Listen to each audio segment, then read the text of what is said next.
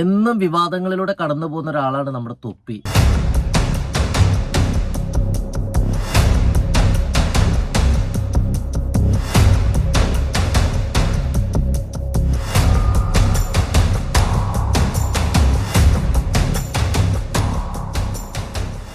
ഇപ്പൊ തൊപ്പിയുടെ പേരിൽ പുതിയൊരു വിവാദം കൂടി പൊട്ടിപ്പുറപ്പെട്ടിരിക്കുകയാണ്.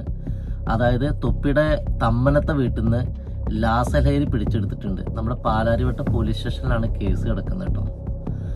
തൊപ്പിയും തൊപ്പിയുടെ 3 പെൺസുഹൃത്തുക്കളും മുങ്ങിയിരിക്കുക മീൻസ് ഒളിവിലാണ്. അവരിപ്പോൾ നമ്മുടെ എറണാകുളം സെഷൻ കോടതിയിൽ ജാമ്യാപേക്ഷ നൽകിയിട്ടുണ്ട്. അതിൻ്റെ ജാമ്യാപേക്ഷയിലൊരു തീരുമാനമായിട്ട് വരുന്നേ ഉള്ളൂ. ഒരു പിടിപാടും ഇല്ലാത്തൊരു സിറ്റുവേഷനിൽ കൂടെയൊക്കെ കേട്ടോ തൊപ്പി പോകും. തൊപ്പിക്ക് ഏറ്റവും ആരാധകരുള്ളത് എന്ന് പറയുന്നത് ആരാണ്? കുട്ടികളാണ്.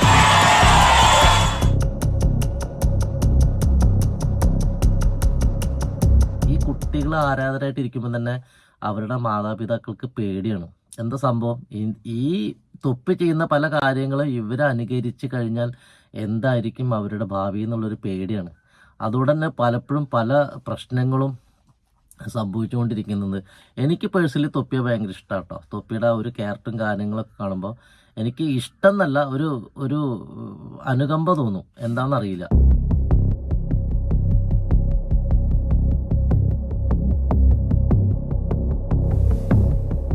അപ്പോൾ സ്വയം അറിഞ്ഞ് ചെയ്യുന്ന കാര്യങ്ങളല്ല, അറിയാതെ എന്തൊക്കെ ചെയ്തു പോകുന്നു.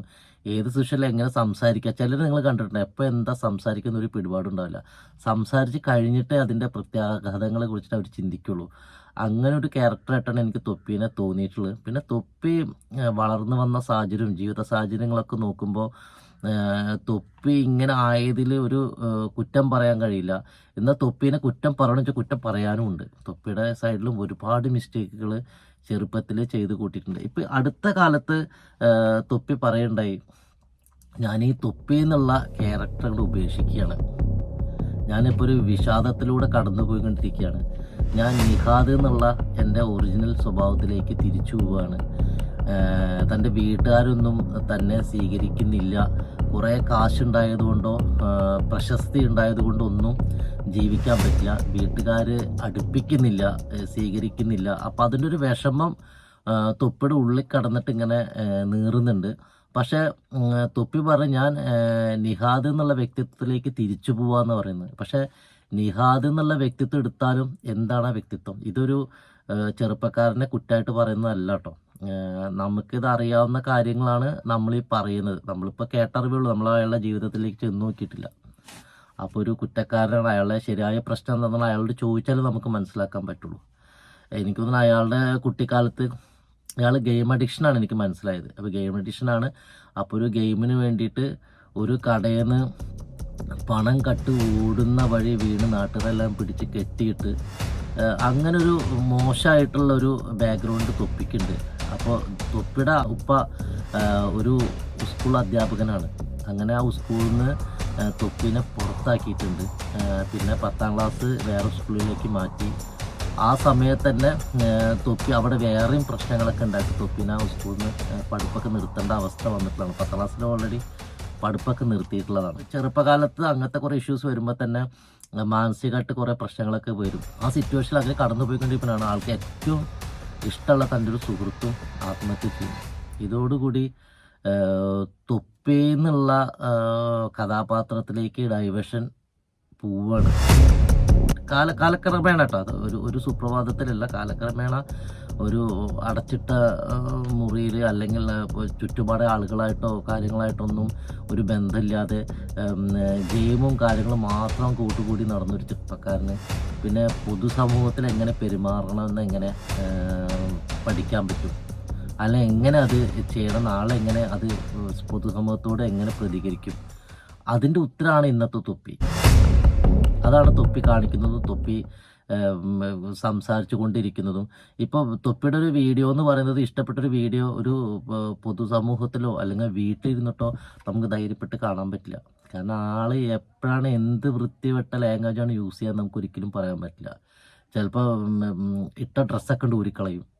അത് പാൻ്റായാലും കുഴപ്പമില്ല, ഷർട്ടായാലും കുഴപ്പമില്ല. എന്താണ് കാണിക്കാൻ പോകണമെന്നുള്ളത് നമുക്ക് മനസ്സിലാവാൻ പറ്റില്ല. പിന്നെ സ്ത്രീവിരുദ്ധത നന്നായിട്ടുണ്ട്, നല്ല രീതിയിൽ ആൾ സംസാരിക്കും. അപ്പോൾ ഒരു ബോധം വെളിവിലല്ല തൊപ്പി പോയിക്കൊണ്ടിരിക്കുന്നത്.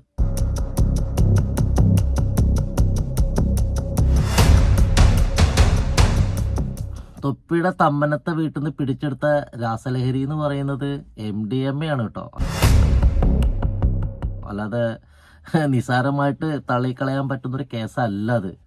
അതിൽ പക്ഷെ തൊപ്പി ഇൻവോൾവ് അല്ല എന്നുള്ളതാണ് ഇപ്പോൾ കേൾക്കുന്നത്. കാരണം പാലാരിവട്ടത്തെ ഒരു പോലീസ് ഓഫീസറിൻ്റെ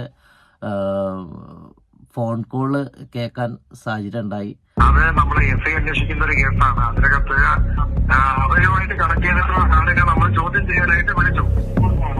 അത് മണ്ടത്തരവന് കാണിച്ചത് നമ്മൾ ഇനി കൂടുതലായിട്ട് നോക്കുന്നുണ്ട്. എന്തെങ്കിലും കാര്യങ്ങളുണ്ടെങ്കിൽ കൃത്യമായിട്ട് നമ്മൾ പറയാം. പ്രതി ഇല്ലാതായിരിക്കും നമ്മൾ കൊടുക്കുന്നത് നിലവിൽ. അങ്ങനെയൊന്നും ഇല്ല എന്ന് പറയുമ്പോൾ ചിലപ്പോൾ ഈ പ്രതികളൊക്കെ മുന്നോട്ട് വരും, ഈസി ആയിട്ട് അറസ്റ്റ് ചെയ്യാനൊക്കെ പറ്റുന്നൊരു സാഹചര്യം വരും.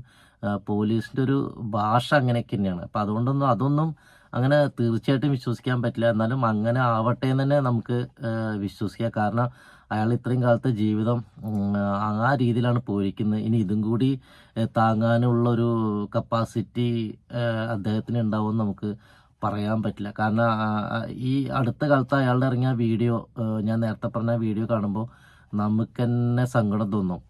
ഈ സ്വന്തം ജട കെട്ടിയ മുടി, അതയാളൊരു സ്റ്റൈലാണല്ലോ, അതിങ്ങനെ കത്തിക്കൊണ്ട് മുറിച്ചാണ് അയാൾ പറയുന്നത് ഞാനിനി ഈ ക്യാരക്ടർ ഉപേക്ഷിക്കാന്നൊക്കെ. പക്ഷെ അതൊരു വീഡിയോയ്ക്ക് വേണ്ടി ചെയ്താന്ന് എനിക്ക് തോന്നിയിട്ടില്ല. പിന്നെ അയാൾ കുറേ ദിവസത്തേക്ക് ഞാൻ കണ്ടിട്ടില്ല. പിന്നെ എനിക്ക് തോന്നിയിട്ടില്ല. അയാൾക്ക് ഏറ്റവും വലിയൊരു സപ്പോർട്ട് എന്ന് പറയുന്നത് ഈ അച്ചായൻ പറഞ്ഞൊരു കഥാപാത്രം നിങ്ങൾ കണ്ടിട്ടുണ്ടാവും. എപ്പോഴും തൊപ്പിയുടെ കൂടെ ഭയങ്കര സപ്പോർട്ടീവായിട്ട് ആളുണ്ടാവും. അപ്പോൾ പറഞ്ഞു വരുന്നത് വേറൊന്നുമല്ല, ഇതിലൊന്നും തൊപ്പി ഉണ്ടാവാതിരിക്കാൻ വേണ്ടി നമുക്ക് പ്രാർത്ഥിക്കാം. പിന്നെ തൊപ്പിയോട് പറയാൻ എനിക്ക് ഒന്നേ ഉള്ളൂ, തൊപ്പിക്കൊരിക്കലും തൊപ്പിയുടെ ക്യാരക്ടറിൽ നിന്ന് ഒരു മാറ്റം വരുത്തി മുന്നോട്ട് പോകാൻ പറ്റുന്നൊന്നും എനിക്ക് തോന്നുന്നേ ഇല്ല. 12 കാലം നായയുടെ വാല് കുഴലിട്ടാലും അത് വളഞ്ഞിട്ട് തന്നെ ഇരിക്കുള്ളൂ. ഇത് കുറ്റമായിട്ട് പറയുന്നതല്ല. തൊപ്പിയുടെ ഒരു ക്യാരക്ടർ വെച്ചിട്ട് പറ്റുന്ന ഒരിക്കലും നമുക്ക് കരുതാൻ പറ്റില്ല. നിഹാദ് എന്നുള്ള കഥാപാത്രം ഹിസ്റ്ററി എടുത്താലും നല്ലതല്ല. ഈ ഒരു ക്യാരക്ടർ ആളുകൾ ആക്സെപ്റ്റ് ചെയ്തതാണ്, അത് ചെയ്ത് കഴിഞ്ഞു. അതിന് നിങ്ങൾക്ക് ഒരുപാട് ആരാധകരുണ്ട്. അതുകൊണ്ട് തൊപ്പിക്ക് നല്ലത് വരട്ടെ.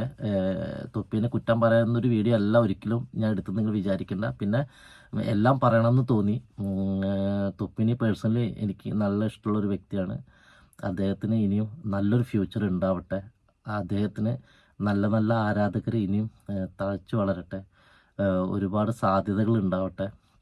അയാൾ ഈ പറയുന്ന പോലെ ഒരു കാര്യം മാത്രം മനസ്സിലാക്കുക, ഒരുപാട് പണവും പ്രശസ്തിയും ഒന്നുമല്ല ജീവിതം. അത് അദ്ദേഹത്തിന് മനസ്സിലാക്കാൻ പറ്റിയിട്ടുണ്ട്. അതന്നെ വലിയൊരു ചേഞ്ചാണ്, നല്ലൊരു തോട്ടാണ്.